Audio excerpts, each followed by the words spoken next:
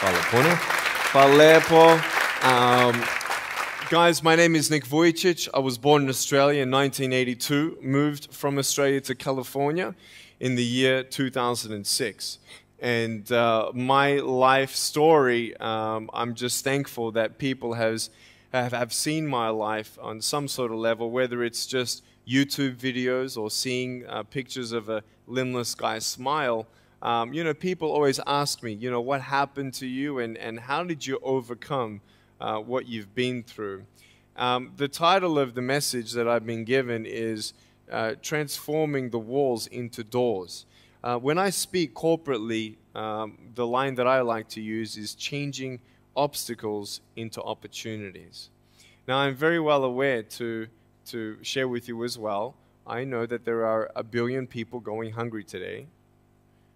I know that this year 1 million people will commit suicide. It's 1 every 40 seconds. I know today there are 120 million slaves, and I've met sex slaves, and I've seen the top of the pyramid as far as business and met the billionaires. I've met bankers, and I've also met orphans.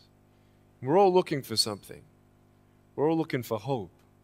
Hope you can't just have just because you were born with hope. No, we're born with pain.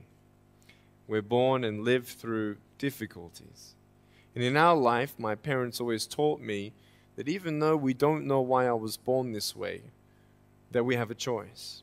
Either to be angry for what we don't have, or be thankful for what we do have. The power of that choice was the first thing that I had to overcome and decide for myself, especially in the early years of school. A lot of kids would come up to me and tease me. And I've been speaking at 5 congresses. I've met 7 presidents all around the world. My largest crowd was 110,000. I have 30,000 invitations for me to speak. So wherever I go, I talk about the value of life. I talk about anti-bullying messages for the school systems in different nations. The greatest thing is love. When we feel like we don't have enough love and we don't have enough hope, we start losing strength to live. For me, in my life as a child, I had a big wall. I was surrounded by 4 walls and a low ceiling of opportunity. I was set free in so many different ways, and especially surviving from day to day with my parents who loved me, who encouraged me, who told me that I was beautiful the way that I was, and not to worry about what other people said about me. I was actually the first special needs child to be integrated into the mainstream education system in Australia, and I was awarded Young Citizen of the Year in 1990. And the world is a hurting place, and the world needs hope, and the world needs love. Without hope, we feel like, why are we here? Well, brokenness. Here's mine. Today, I still have no arms, no legs. But everything's changed. Everything. For me, I was looking for hope and happiness, and I couldn't see it for many years. In fact, if this side of the table represents my hope, truth encourages me to become all that I can be. But then we have lies every day coming in our mind, people who discourage us. You know the people that you have in your life who, no matter how good of a day you're having, they'll bring you down. Or no matter how bad of a day you're having, they'll bring you even lower. You know what I'm talking about? Think of the 3 biggest discouragers in your life. They're not your biggest discouragers. You are. You are. It only takes 3 seconds for me to tell you something discouraging. But then you may never forget my words. I've met so many 50-year-old women and 40-year-old women who still remember what their fathers told them that they wish they never heard. Words are powerful. When you hear those words and then your mind starts growing with these lies. Nick, you're not good enough. Nick, just give up. Nick, you're never going to get a job. You won't get married. You can't even hold your wife's hand. What kind of a father are you going to be if you can't even pick up your kids when they're crying? You're alone. Sure, your parents hug you, but their hugs can't heal you. Just give up. Just give up. Just give up. Just give up. Just give up. At age 8, I thought that I should commit suicide. Why? Because I didn't have hope. I thought I didn't have hope. Today you can see that I had hope. What's the word? Believing in something you do not see. Faith. Words can only do so much. Hugs can do much more than words. But when hugs can't do anything, that's where faith kicks in. For me, words and hugs were not enough, but I had no faith. So I tried to give up. At age 10, I tried to drown myself in 6 inches or 15 centimeters of water. In my home, I told my dad I just wanted to relax. But really, I wanted to end my life. I had enough. Dosta mi a bio. Okay? The first 2 times I rolled over, I was trying to work out how much air I hold in my lungs before I let it out. And the 3rd time, in my mind, knowing that I wanted to get out of here because of the bullying in my life, because I was going to be a burden to my parents and I had nothing to look forward to, I realized at that moment that if I actually went through with committing suicide, I would leave a greater burden for my parents than they already had. So there was one thing less hopeful or more burdensome than having a child without limbs. What is it? A child without limbs who gives up. So when I saw in my mind my mum and my dad and my brother crying at my grave if I went through with it, that one thought saved me. If my parents never told me that I was beautiful the way that I was, if my parents never told me that I was special and that I was loved, I wouldn't be here today. So I encourage every single parent who tries their best to encourage their teenagers. Especially in the West, many teenagers put a do not disturb sign on their door. I'm sure, the conversations all around the world between a parent and a teenager. How was school? Fine. What'd you learn? Nothing. Did you do your homework? No. And that's the conversation for the day. And when you try to tell your children that they're beautiful, so of course I'm beautiful. I'm your son. I'm your daughter. Of course you're going to say that. But they're right. Every single human being has value, and my value is not determined on how I look or what job I have or where I'm from, where I was born, how much money. All that stuff is nothing. So many teenagers, tease each other for how we look, and I tell the teenagers, do you think that I'm cool enough to be your friend? They're like, yeah, of course. I said, but I have no arms, no legs. And they said, doesn't matter. I said, really? So it doesn't matter that I have no arms, no legs? I said, no, it doesn't matter. I said, then actually, if it doesn't matter, then why do we kill each other with our words if it actually doesn't matter? Why do we look ourselves in the mirror and see ugly instead of valuable? I want to ask you today, what are you looking for? If I gave you $1 billion, would you be happy? If you gave me $1 billion, I'd be very happy. But then if my mum dies tonight, am I happy? No. With all the money in the world, I'll never be happy.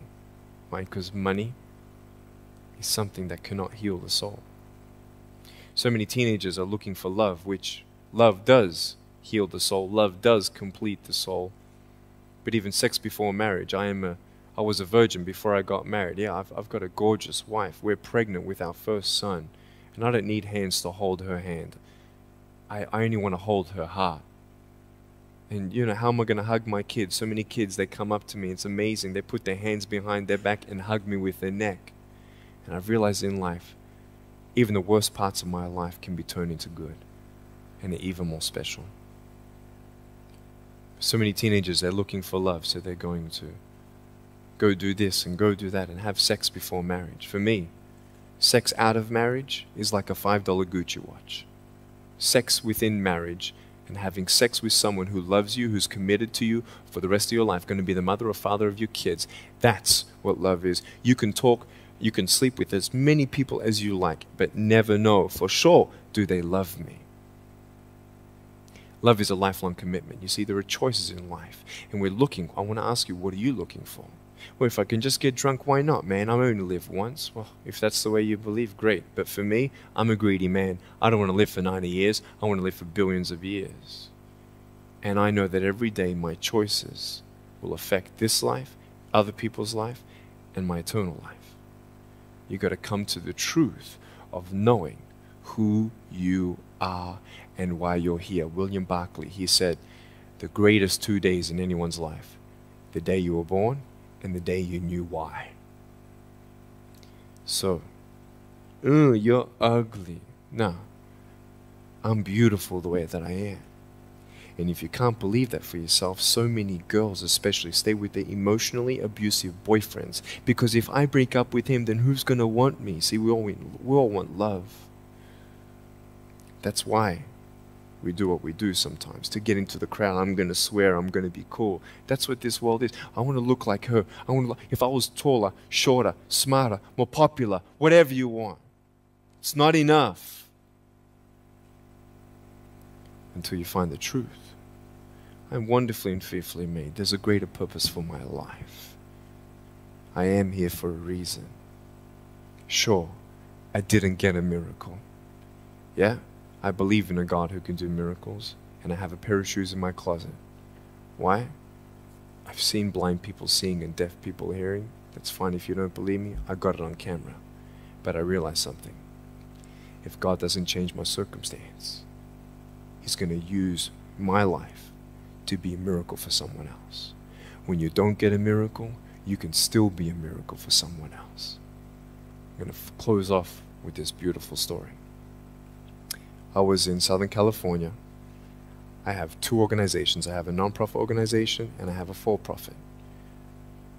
I probably spoke between years 2007 and 2010, 1,000 times, 600 flights. And I've spoken to 4.5 million people face to face. And in the last 48 hours here in Serbia, we've reached 5 million through media. So, we have the heart of people to love others. We want people to love each other, love yourself, dream big, and never give up. We're all looking for hope, aren't we? What are you looking for? Money, drugs, sex, alcohol, pornography, fame, fortune never satisfies. It's never enough. But I've come to a peace. So check this out. When I'm 24 years old, 5-6 years ago, I was in California. And I never met anybody else like me. When I was 10 years old, I wish I would have met somebody like me. Never did. Didn't get that miracle. But at 24, in California, I saw a little boy with no arms and no legs, 19 months old, just like me. I knew he was going to be bullied. I knew he was going to go through depression. I knew he would feel alone. I knew that he would get worried if he's ever going to have a girlfriend, and so on and so on. I got the father to bring him up on stage in front of 2,000 people. And everyone was crying. And it was a materialization of when you don't get a miracle, you can be a miracle for someone else. I am not a superhero. I go through ups and downs. So do you. But take one day at a time. And if you haven't found that peace of knowing who you are and why you're here, and where you're going when you're not here, for me, I want you to know that's how I've overcome. I don't have any walls. My book's called Life Without Limits. And what will be, will be. I've acted in a short film, 30 awards. I got Best Actor in a short film. I've done my own music video. I've written 2 books. First book, 30 languages, 800,000 copies. I'm 29, and we know 1 billion people know who I am. Not to bring up my pride or my name or my status. Trust me, I'm just like you. But I hope you are inspired to know that if I can dream big, then so can you. There are no walls. Find your peace, and you'll make your walls doors. Thank you so much.